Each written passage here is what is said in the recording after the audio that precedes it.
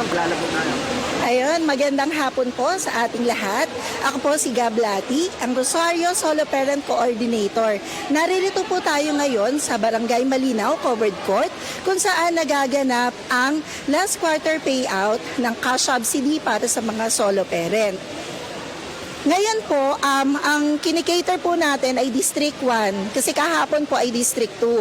So, ang atin pong ikikater ngayon na mga solo parent ay nasa 1,368. Kung saan kung makikita ninyo, mangilan-ngilan na lang po kasi kanina pong umaga ay nagdagsaan na yung mga solo parent natin from District 1. Kung saan sila po ay makakatanggap ng cash subsidy simula October, November hanggang December po. So may 3,000 at may 2,000 po. Depende po sa bracket kung kailan sila naging solo parent. Ang mensahe lang po sa mga pasigay.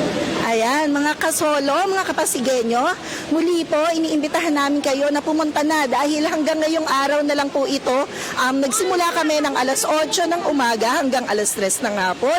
At kung hindi naman po kayo makakahabol ngayong araw, magkakaroon pa rin po kayo ng pagkakataon na pumunta sa temporary City Hall sa Bridgetown sa December 23, 10 to 12 noon lang po. Yun lang po yung last call natin para makuha ninyo ang inyong subsidy.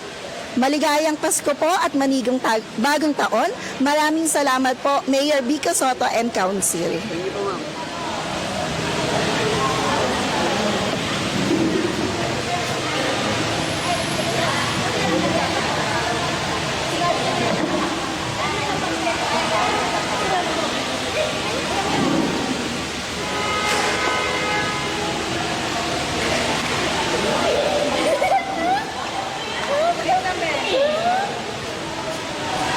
Ay, si Kuya.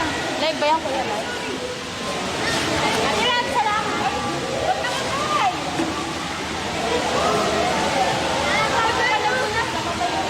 Sige po, ma'am.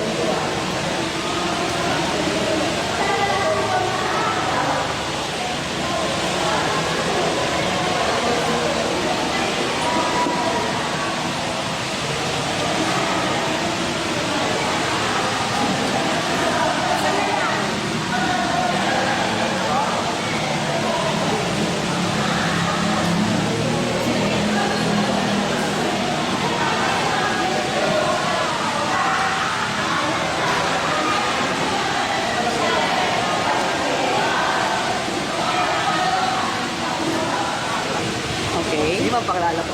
I'm Imelda Veluz, ang solo parent from Kanyugan. Thank you po, Mayor Vico. Ito pong pera to gagamitin ko po para sa anak kong bunso. Yung siya po yung aking kaisa-isang anak nag-aaral. Thank you po.